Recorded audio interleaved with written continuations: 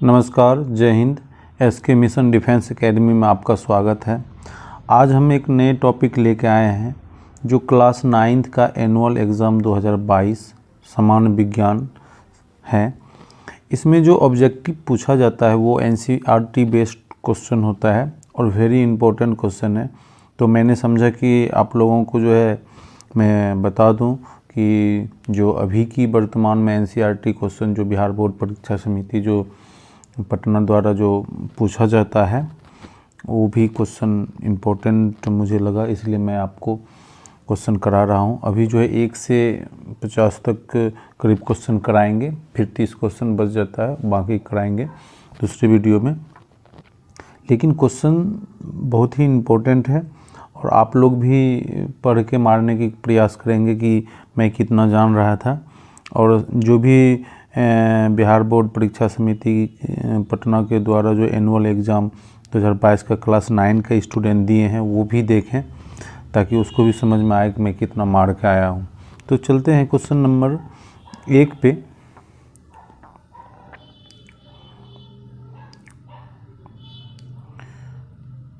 इसमें हिंदी और इंग्लिश दोनों में दिया हुआ है।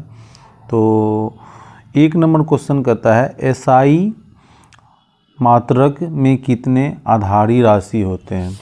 तो क्वेश्चन ये बहुत ही इजी है कि आधारी राशि कितने होते हैं। Option number A 1, B 7, C 3, D 5। तो इसका राइट आंसर होगा ऑप्शन नंबर बी 7। आधारी राशि को हम लोग मूल राशि कहते हैं। मूल राशियों की संख्या 7 है। कितनी है? 7 है। मूल राशियों की संख्या 7 है। और वो कौन कौन मूल राशि है? एक है मीटर, दूसरा है किलोमीटर, किलोग्राम, केजी, उसके बाद सेकेंड है, उसके बाद एम्पियर है ए, उसके बाद कैंडेला है सीडी, उसके बाद जो है मोल है और केल्विन है के। तो ये सारे चीज़ जो है ये मूल राशि होता है। एक होता है मूल राशि, एक होता है व्युत्पन्न राशि। जो मूल राशि से बना हुआ राशि होता है वो व्युत्पन्न राशि कहलाता है। तो मूल राशियों की संख्या कितनी है? 7 है। कितनी है? 7 है। और एसआई सिस्टम जो भारत में आया था 1 अप्रैल 1957 ईस्वी में आया था। कितनी ईस्वी में? 1957 ईस्वी में।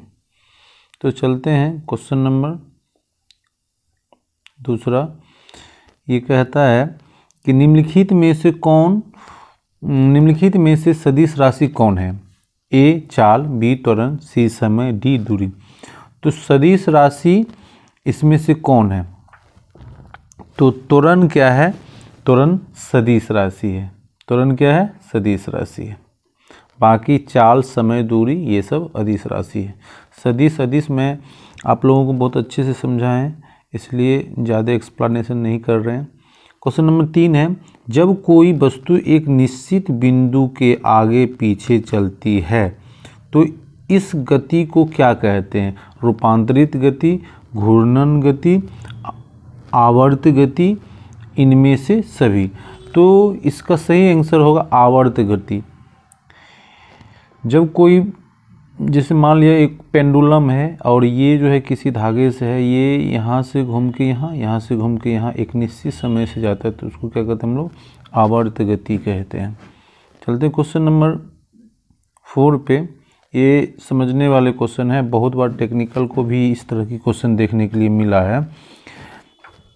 यदि F परिमाण का बल m द्रव्यमान की वस्तु में A त्वरण उत्पन्न करता है तो A समानुपाती m, B A व्युत्क्रमानुपाती 1/m, C A व्युत्क्रमानुपाती 1/f, A बराबर FM। तो इसका राइट आंसर क्या हो जाएगा? इसका राइट आंसर होगा ऑप्शन नंबर बी। चूँकि F बराबर ma होता है।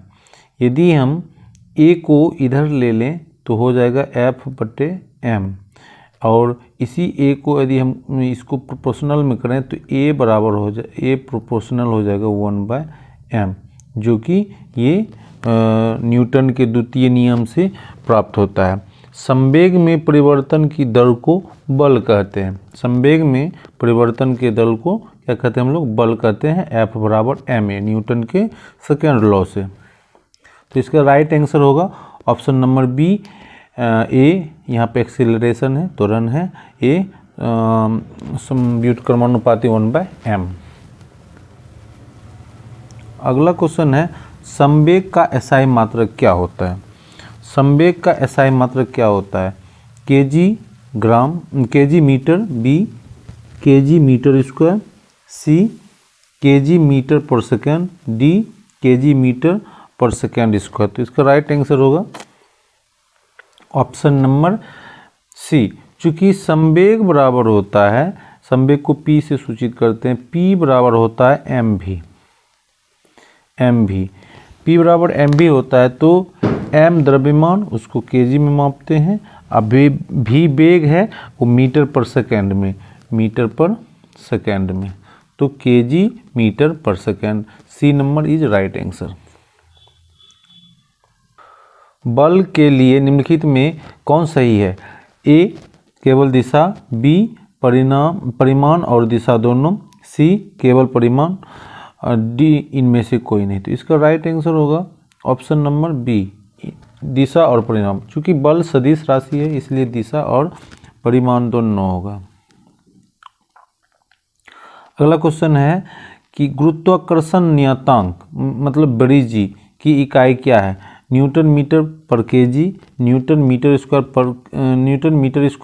KG square, C newton metre per kg, D newton metre square per kg square. तो इसका राइट आंसर होगा option number D, newton metre square per kg square. चलते हैं क्वेश्चन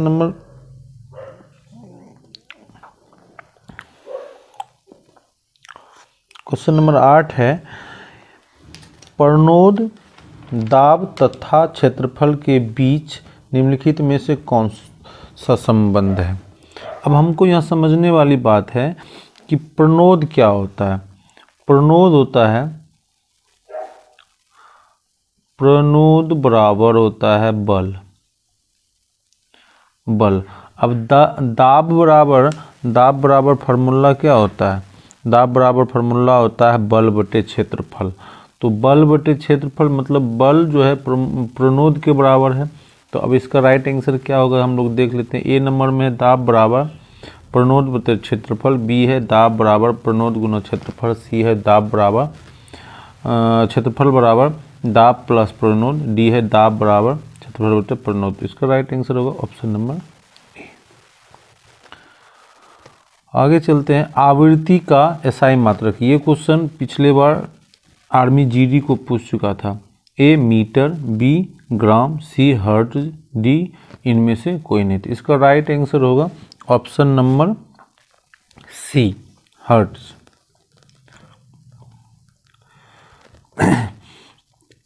10 नंबर क्वेश्चन है, दो क्रमिक श्रृंगों और गर्तों के बीच की दूरी होती है। हाँ, बहुत अच्छा क्वेश्चन है। ए तरंग के तरंग दैर्ध्य का आधा, बी तरंग का तरंग दैर्ध्य, सी तरंग के तरंग दैर्ध्य का 1/4, डी इनमें से कोई नहीं। तो इसका राइट आंसर होगा बी, तरंग का तरंग दैर्ध्य। चूँकि ये जो क्वेश्चन है जब चलती है आवृत्ति तरंग दैर्ध्य तो ये होता है क्या है, ये गर्त, ये शीर्ष, ये गर्त, ये शीर्ष, और इस शीर्ष और इस शीर्ष के बीच का जो दूरी होता है उसको हम लोग लैम्डा कहते हैं। क्या कहते हैं? लैम्डा कहते हैं। और इसको तरंग दैर्ध्य की लंबाई भी कहते हैं। तो तरंग का तरंग दैर्ध्य होता है, इसे लैम्डा से सूचित करते हैं। दो शीर्ष के बीच की दूरी लैम्डा, दो गर्त के बीच की दूरी लैम्डा। आगे चलते हैं, किसी द्रव्य के आयतन मापने के लिए प्रयुक्त युक्ति है। ए मापक बेलन, बी कमानीदार तुला, सी भौतिक तुला, डी इनमें से कोई नहीं। तो इसका राइट आंसर होगा कमानीदार तुला। चलते हैं क्वेश्चन नंबर 12 पर। किसी वस्तु के जड़त्व की माप होती है द्रव्यमान द्वारा, द्रव्यमान और भार दोनों द्वारा, भार द्वारा, इनमें से कोई नहीं। तो इसका राइट आंसर होगा द्रव्यमान द्वारा।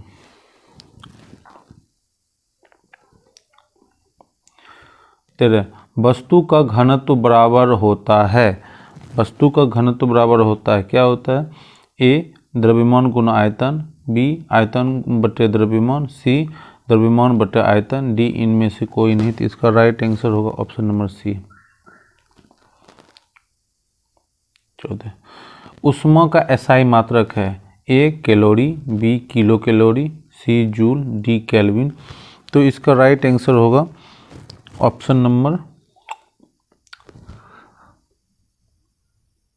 सी जूल। कैलोरी जो है ये ऊर्जा का मात्रक है,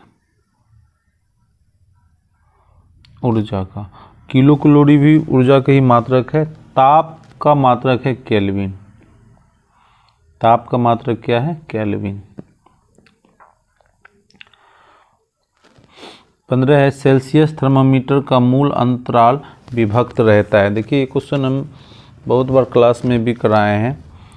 50 भागों में, 60 भागों में, 100 भागों में और 75 भागों में। तो इसका राइट आंसर होगा 100 भागों में, क्योंकि थर्मामीटर का जो थर्मामीटर होता है वो जो है इस तरह से जो है ना 100 भागों में रहता है। ऊपर रहता है सबसे ज़्यादा बॉइलिंग पॉइंट 100 इसका, और सबसे लो जो हिमांक रहता है इसका 0 डिग्री। तो क्वेश्चन आता है कि ये कितने भागों में विभक्त रहता है? तो ये 100 भागों में विभक्त रहता है। 20,000 हर्ट्ज की आवृत्ति से अधिक आवृत्ति की तरंगों को कहते हैं। बहुत बार क्वेश्चन आता है, ध्यान से देखें। श्रव्य तरंगे, प्राश्रव्य तरंगे, अश्रव्य तरंगे, इनमें से कोई नहीं। तो इसका राइट आंसर होगा प्राश्रव्य तरंगे।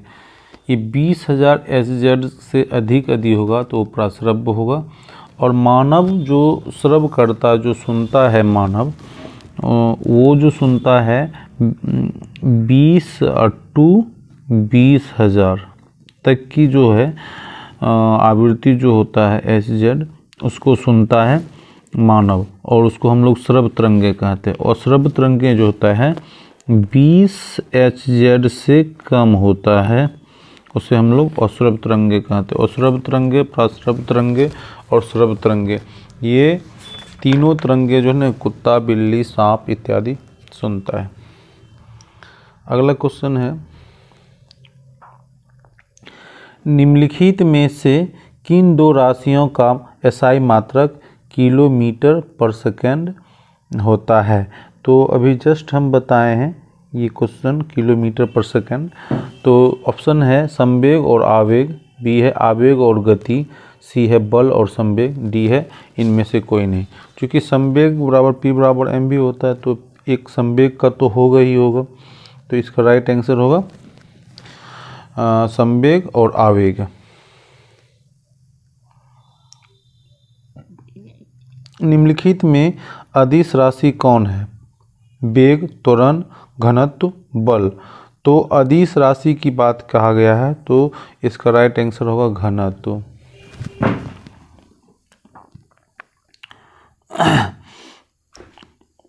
कोणीय वेग का मात्रक क्या होता है? रेडियन, रेडियन पर second, radian second square, radian second. तो इसका राइट आंसर होगा option number B.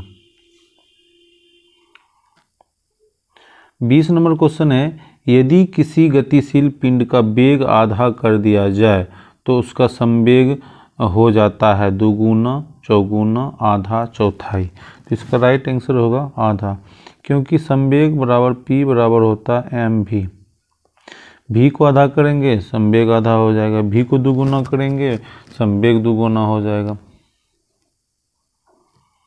Question number 21 है, किसी m द्रव्यमान की वस्तु जिसका वेग v हो का संवेग होगा?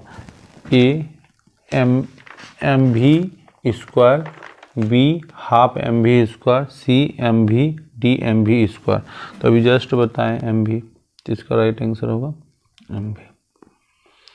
आर्किमिडीज का सिद्धांत लागू होता है पानी के लिए, हवा के लिए, हवा और पानी दोनों के लिए, इनमें से कोई नहीं। तो इसका राइट आंसर होगा पानी के लिए। कार्य करने की क्षमता को कहते हैं ए आवृत्ति, बी ऊर्जा, सी संवेग, डी इनमें से कोई नहीं तो ऊर्जा। चलते क्वेश्चन नंबर 24 पर। यदि एक वस्तु किसी द्रव्य में तैरती है यदि उत्प्लावन बल उसके भार से कम हो, उसके भार से अधिक हो, उसके भार के बराबर हो, शून्य हो, तो इसका राइट आंसर होगा ऑप्शन नंबर बी, उसके भार से अधिक हो। बहुत ही डीपली क्वेश्चन और एनसीईआरटी बेस्ड क्वेश्चन है, इसको भी ध्यान से लगाएं और देखें, क्योंकि जो सिलेबस में चल रहा है वही आप लोग के कंपटीशन की एग्ज़ाम में भी पूछा जाता है। तो इसके लिए आप इस क्वेश्चन को भी ध्यान से देखें। शुद्ध पानी का घनत्व होता है ए 30 डिग्री पर, बी 4 डिग्री पर, सी 0 डिग्री पर, डी 100 डिग्री पर। तो शुद्ध पानी जो है 100 डिग्री पर अधिकतम घनत्व वो दिखाता है, और 0 डिग्री पर वो जम जाता है, और 100 डिग्री पर वो क्या होता है उबल जाता है। तो बॉइलिंग पॉइंट 100 डिग्री और मेल्टिंग पॉइंट 0 डिग्री। शुद्ध पानी का पीएच मान 7 होता है। 26 नंबर, गैस का द्रव्य में परिवर्तन कहलाता है। बहुत अच्छा क्वेश्चन है, और ये क्वेश्चन को समझते हैं हम लोग। ऊर्ध्वपातन, बी जमना, सी विसिरण, डी संघनन। तो इसका राइट आंसर होगा ऑप्शन नंबर डी संघनन। क्या होता है कि जब गैस से द्रव्य में होता है, गैस से यदि हम लोग द्रव्य बनता है जो भी चीज़, तो उसको हम लोग संघनन कहते हैं। संघनन। ये विसरण कहता है कि जब दो, ये ऑप्शन नंबर, एक मिनट, विसरण जो है विसरण का मतलब हुआ दो या दो से अधिक पदार्थ को स्वतः मिलकर बनने की क्रिया को विसरण कहते हैं या प्रसारण कहते हैं। ठीक है, ये सजीव की कोशिकाओं में जैसे एमिनो अम्ल के संवहन जो होता है वो विसरण के द्वारा होता है। और ऑप्शन नंबर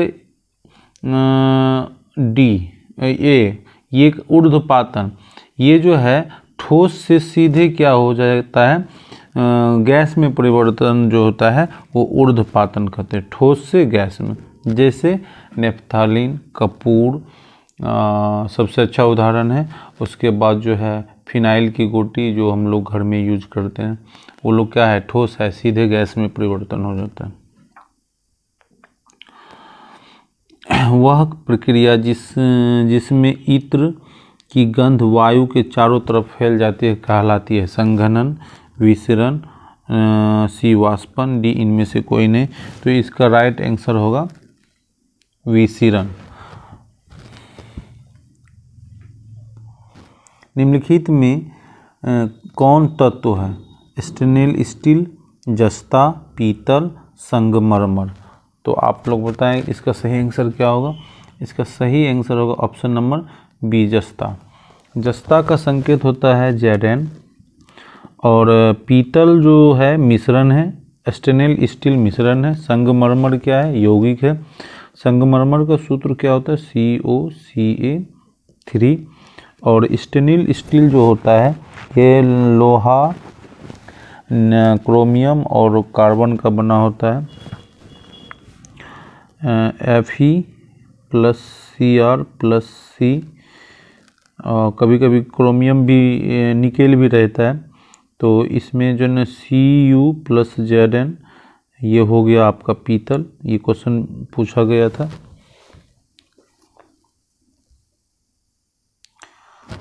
निम्नलिखित में कौन रासायनिक परिवर्तन का उदाहरण है? जल का उबलना, जल वाष्प का संघनन, कोयले का जलना, लोहे का पिघलना। तो इसका राइट आंसर होगा आपका कोयले का जलना, रासायनिक परिवर्तन। रासायनिक परिवर्तन वह परिवर्तन है जो एक बार प्रोडक्ट बनने के बाद उस प्रोडक्ट से पुनः जो है जिससे बना है वो नहीं बने, तो उसको रासायनिक परिवर्तन कहते हैं। भौतिक परिवर्तन होता है जो रिवर्सेबल हो, जैसे जल का उबलना भौतिक परिवर्तन, लोहे पिघलना भौतिक परिवर्तन।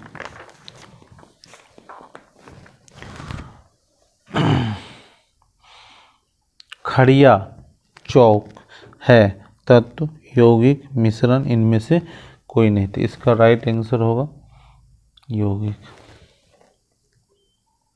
निम्नलिखित में से किसमें न्यूट्रॉन नहीं होता है? Helium, titanium, protonium, deuterium. तो हाइड्रोजन जो है उसमें न्यूट्रॉन नहीं होता है, लेकिन हाइड्रोजन का समस्थानिक है ड्यूटेरियम, तो इसमें न्यूट्रॉन नहीं होगा। राइट आंसर होगा ऑप्शन नंबर डी। निम्न में कौन अक्रिय गैस है? Oxygen, chlorine, argon, bromine. तो इसका राइट आंसर है आर्गन। अक्रिय गैसों की संख्या 6 है।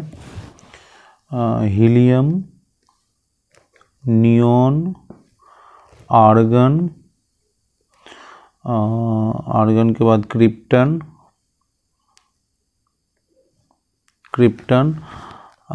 जेनन, एक्सई, रेडन, आरएन। ये अक्रिय गैस है।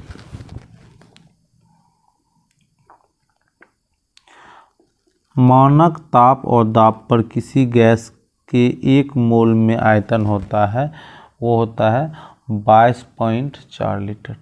22.4 लीटर। बकमिस्टर फ्लोरीन का अणुसूत्र होता है C2O, C3O, C4O, C6O। तो इसका राइट आंसर होगा ऑप्शन नंबर डी, C6O। तांबा का लैटिन नाम क्या है? कालियम, नाइट्रियम, फेरम और क्यूरम। तो इसका राइट आंसर होगा ऑप्शन नंबर डी, क्यूरम। निम्नलिखित में से कौन सा जल का सूत्र है? H2O2, H2O, HO2, इनमें से कोई नहीं। तो इसका राइट आंसर होगा H2O। निम्नलिखित गैसों में कौन अम्ल वर्षा के लिए उत्तरदायी है? N2O2, B CO2, C CO, D SO2। तो इसका राइट आंसर होगा ऑप्शन नंबर डी, SO2।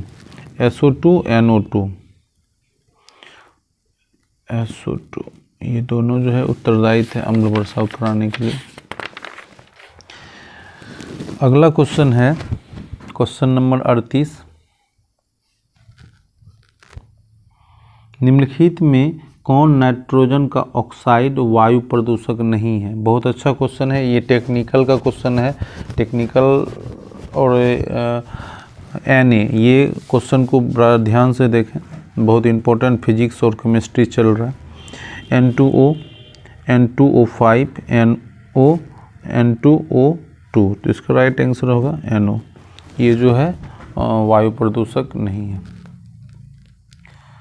निम्नलिखित में कौन बैक्टीरिया वायुमंडलीय नाइट्रोजन का अस्थायीकरण करता है? A cyanobacteria, B enzyme, C rhizobium bacteria, D इनमें से कोई नहीं। तो इसका राइट आंसर होगा साइनोबैक्टीरिया।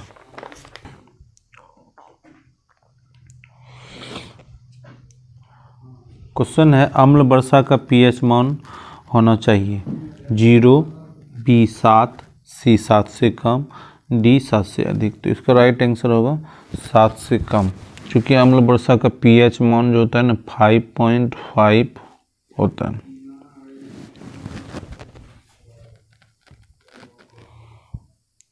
ओजोन परत वायुमंडल के किस भाग में पाया जाता है? A क्षौमंडल, B समताप मंडल, C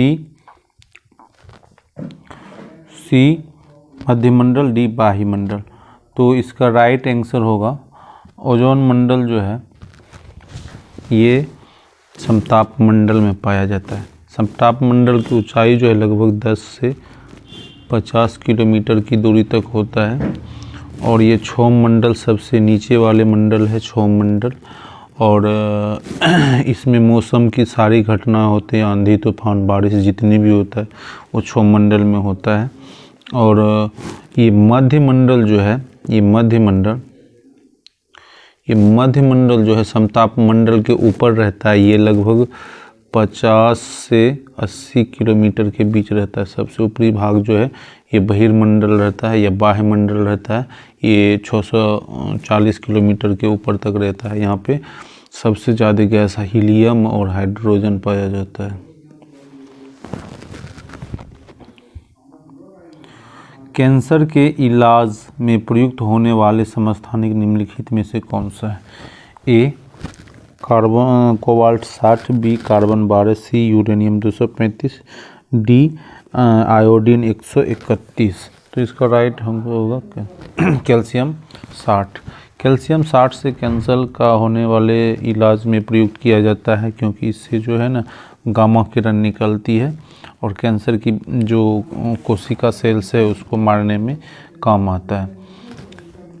U-235 ये नाभिकीय रिएक्टरों में जो है ना उपयोग किया जाता है और ये जिससे अधिक मात्रा में जो है ईंधन उत्पन्न होता है। I-131 मतलब आयोडीन 131, ये भी जो है आयोडीन का समस्थानिक है। ये थायराइड बीमारी में जो है ना ये काम आता है। कार्बन डेटिंग तो आपका जीवाश्म का पता लगाने के लिए होता है। क्वेश्चन नंबर 43, क्लोरीन का सही इलेक्ट्रॉनिक विन्यास क्या है? ए 2-7, बी 2-7-8, सी 2-8-7, सी डी 2-8-1। इसका राइट आंसर होगा ऑप्शन नंबर सी 2-8-7। इसका इलेक्ट्रॉनिक कॉन्फ़िगरेशन करें तो 1s2 2s2 2p6 3s2 3p5। यदि बात करें तो ये हो गया एक कक्षा में 2, ये दूसरी कक्षा में हो गया 8, ये हो गया फिर 5-2 7। तो इसका राइट आंसर होगा 2-8-7।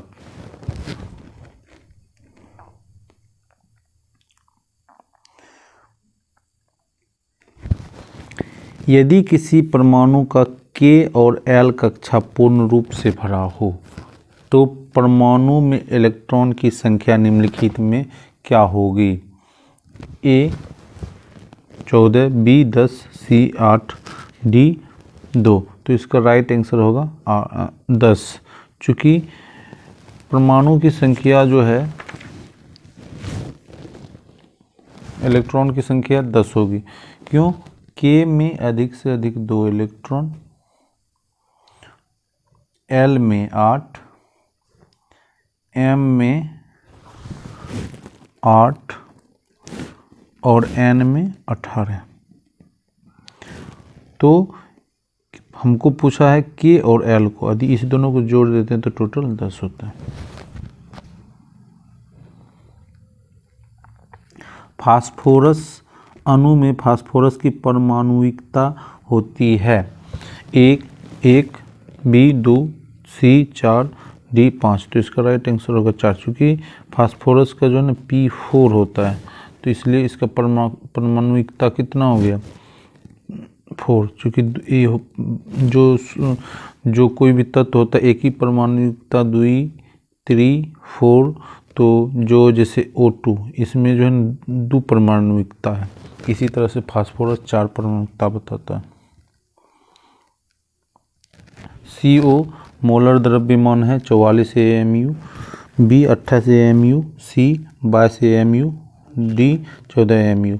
तो मोलर द्रव्यमान जो निकालने के लिए है, क्योंकि CO में जो है कार्बन और ऑक्सीजन है, तो कार्बन का जो है द्रव्यमान होता है 12, ऑक्सीजन को होता है 32। तो यदि हम 12 + 32 को जोड़ दें तो ये होगा 44। तो इसका राइट आंसर होगा ऑप्शन नंबर ए 44। इसी तरह से आप लोग जो है हम होमवर्क के रूप में देते हैं, आप लोग कमेंट में हमको लिख के बताइएगा कि H2O